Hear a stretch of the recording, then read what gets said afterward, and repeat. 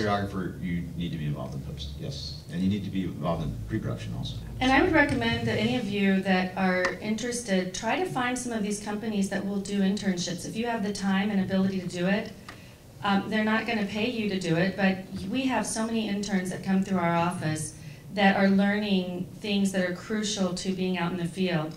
So DPs come through, camera operators. We have so many people, and I imagine that I speak for everybody here, that we can certainly use those people, their talents, and teach them certain things that you want to look for, so that when you're in the field, you can actually put more on the screen and less, because you know more of what you're doing.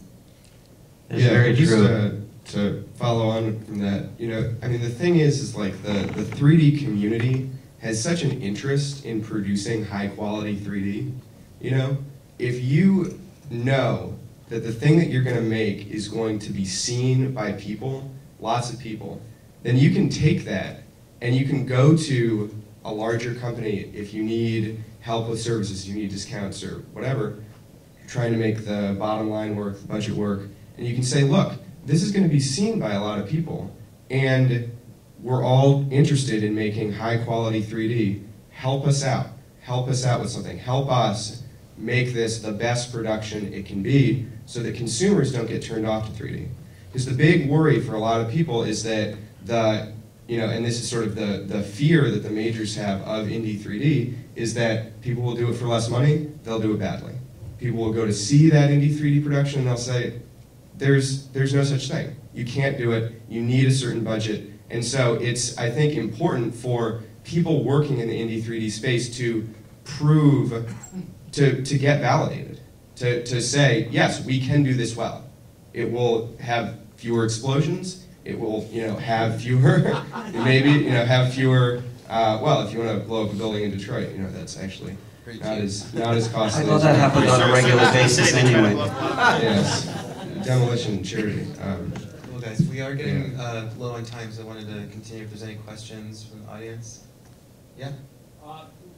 We've been concentrating on capturing the people and the objects. Can you give us some tips on how to capture the palpable personality and volume of the air and the atmosphere that's there? How do we make it real all the way through 100% 3D? Put confetti in the air, or snowflakes, or leaves. Smoke bubbles. Or Underwater is great. And mist. Also on the lighting tips you would give us on that kind of thing. Bright colors help a little. Well, it's also the psychology of keeping brighter colors towards your foreground and keeping darker colors towards the background. Lighting cues are set differently for placement. Just placing characters in the set, in the scene. You're placing them at different positions because you don't have that flatness, and you want to create better foreground to background. It should really be mentioned too, what we've talked about, the actual venue where you're going to be displaying. We just recently did some content for Master Image for their small screens, the autostereoscopic, and to be able to get negative parallax, we had to be really careful about how our lighting was, what our colors were, what the backdrop was. So it's really important to work with your stereographer when you're setting up those shots. It's not an easy fit. It really has to be designed shot by shot and considering the final venue of where it's going to land. Also, if you're going to be shooting people in a scene, let's say there's people in a room and there's a wall in the room behind and so forth.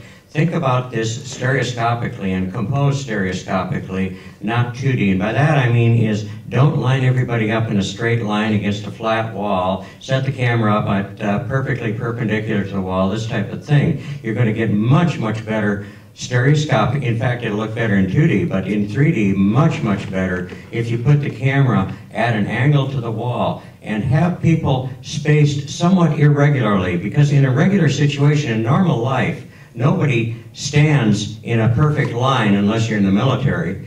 Why you're typically on a panel. Right, yeah. But even then you can actually take it from an angle such as the camera's here, camera's back there.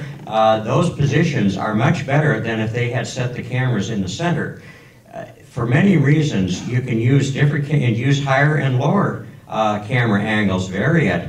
so that it makes it interesting. When the editor starts cutting this material and cuts from a master shot to one of the people in the scene and does a single or a two-shot or whatever it happens to be, that it makes it more interesting because you're looking at it from a slightly different point of view. As long as you're observing the old 180 rule, well, you can do a lot of things. But what you do, the best thing, again, I mentioned editor, is to first, before you ever design the shots and so forth, talk it over with your editor. Find out because they're thinking about things, not only the intercutting of this, which you think of, but they're thinking about things like aspect ratio and how this is going to look on a home television as well as on a theater screen. All of these things come into the picture, and all of these people are thinking of these things simultaneously. So by all means, discuss it with all of your people at all ends of pre-production, production, and post-production.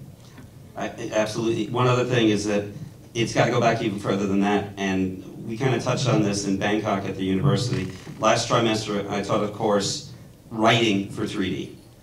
Get people to understand, and it's got to start with the education system. We've got to get people trained now. The young people that are graduating from here need to be trained in 3D and understand that they need to write things differently. That way, when it gets into pre-production, that it's already set up, that there's an understanding of what's going to be done, that they're going to shoot this in 3D. Sure, that's happening. Indiana University is teaching a class, and we have some of their interns here. Yeah, and to retrofit this particular thing that Al was talking about, there are script supervisors that specialize in 3D, so that they can take a script that's a really good script and then go back and go through each shot. And you know, for $1,200, $1,500, it's a bargain when you haven't got something that was originally planned out. Absolutely. So one real quick one-word answer to his question is another one is also movement. Move the camera. Don't plant it. Move it. Move it. Movement is killer in 3D because you got motion parallax. Dolly shots are beautiful. Yeah. And also circular movement as opposed to straight. Yes, arced, an arc. And use crosslight. This is, you know, everybody should not be up there. They should be all, everybody you should be down here. We should just like switch it around and everybody be down here. We're going to continue to do this panel every year, and I hope that it gets bigger and better. We'll get more microphones into the audience, and I appreciate everyone participating. Shay, shorts program coming right after this? Yes, I need Okay. to have everyone leave and then Well, come back in 5 minutes. Actually, we're gonna thank our panelists for being here. Thank you so much. I think we should thank the audience too, because they're fantastic. There's Jason Goodman. Jason Goodman, thank you. And his band of renown. Folks, There's just a Ray couple quick announcements. We are having a shorts program. You're all invited to stay for. Sounds like it's going to be about 5 minutes or so. If you want to grab some water, come back in. Later tonight, we have the comic book double feature featuring Green Lantern and Conan 3D. Oh, fantastic.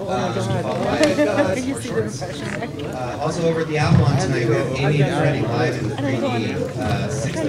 6:39. Rig with this MP200 that does auto correction. It's really cool. Finally, it does a digital correction. That's one of the great things about all the way through this week to Albert Summit in here is no, I that have people to. connect with some great people online over there. Yeah, And now be able to meet so come on over and check it out. It's a really cool rig. I see everyone going.